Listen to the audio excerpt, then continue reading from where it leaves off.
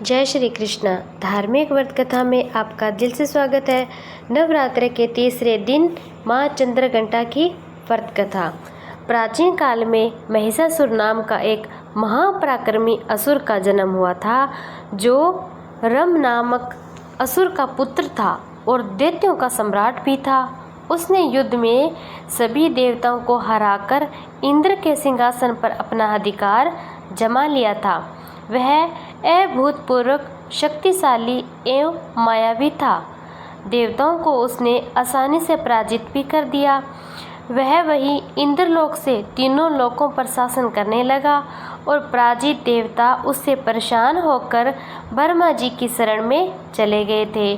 ब्रह्मा जी ने उन सभी देवताओं की पीड़ा सुनी और सारे देवता गण को अपने साथ लेकर उस जगह प्रस्थान कर दिया जहां भगवान विष्णु और भगवान शंकर रहते हैं, और वहां पहुंचकर उन्होंने महिषासुर के अत्याचारों के बारे में भगवान विष्णु और शिव को बताया।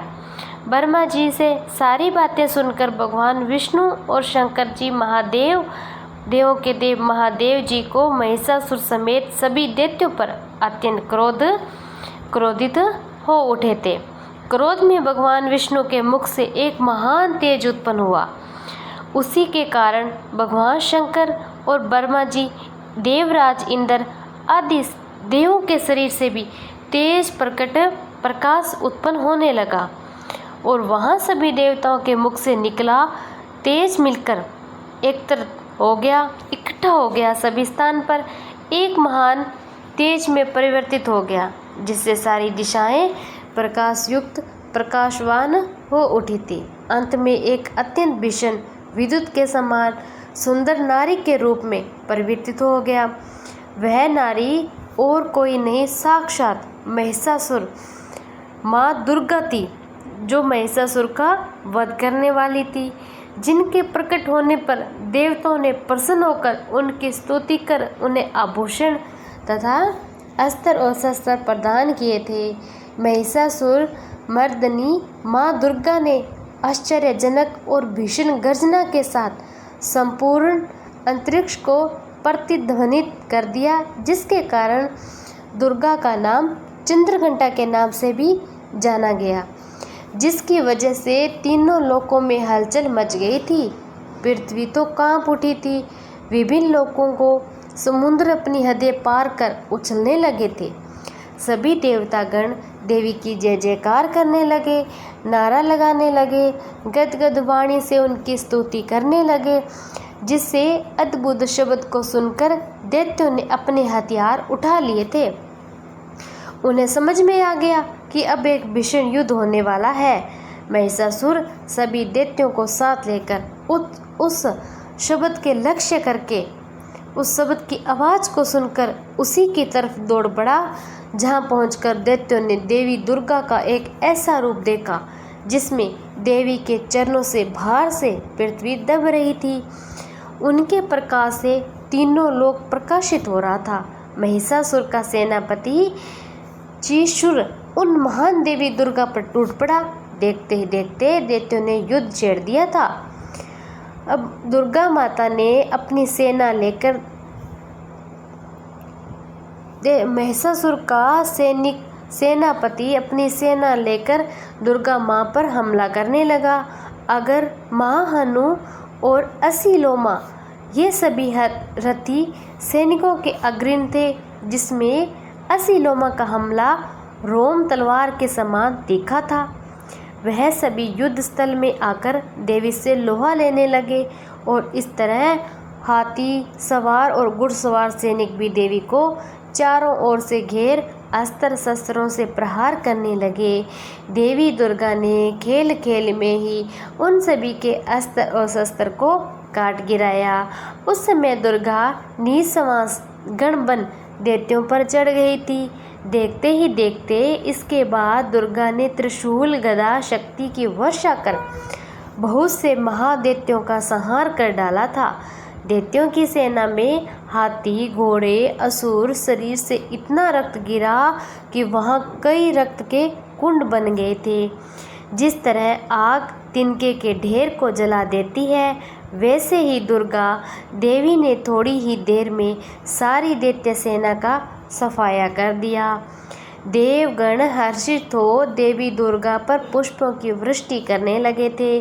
अपनी सेना का विनाश देखकर सेनापति चीशुर क्रोध से तिलमिला उठा था, दुर्गा पर बाणों की वर्षा करने लगा। अब देवी ने भी अपने बाणों से उसके बाणों को काट कर उसके रथ से घोड़े और सारथियों को भी मार गिराया था, उसके धनुष और ध्वजा को भी काट गिराया।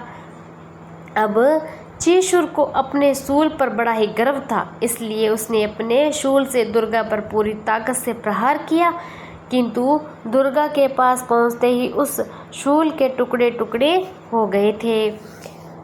उसके शूल के टुकड़े आकाश में प्रज्वलित हो उठे और दुर्गा ने अपने शूल के प्रहार से उसके शूल के सैकड़ों टुकड़े कर दिए थे, यमलोक का प्रतीक बना दिया। दुर्गा के शस्त्र प्रहार से उदगर विधराशायी और यमलोक सिधार गया था। अब क्या था? अब महिषासुर भैंसे का रूप धारण कर देवी दुर्गा के श्वास से बने उत्पन्न हुए गणों को मिटाने लगा। उसके बाद वह देवी दुर्गा के सिंह पर भी झपट पड़ा। इसी के साथ देवी के क्रोध का आक्रोश भी और बढ़ गया था।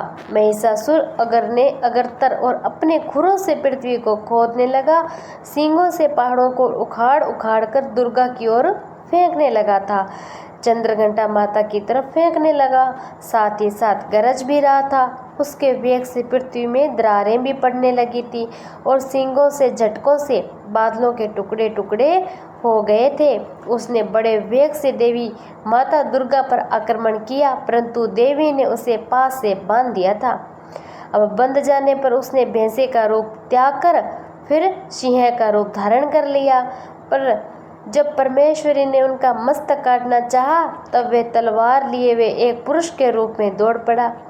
अब दुर्गा ने बाण वृष्टि कर पास से उसे फिर से बांध दिया, अब जिसके कारण उसने हाथी का रूप धारण कर भगवती के सिंह को पकड़कर खींचने लगा और भगवती माता दुर्गा माता ने उसकी सूंड भी काट डाली थी, जिसके पश्चात उसने दैत्य से पुण्य भैंसे का रूप धारण कर लिया। उसे पहले की तरह पैंतरेबाजी करते देख सारा जगत सोचने लगा। देवताओं को भयभीत देखकर देवी दुर्गा उछलकर महिषासुर के ऊपर चढ़ गई, उसे पैर से दबाकर उसके कंठ पर शूल से प्रहार कर दिया।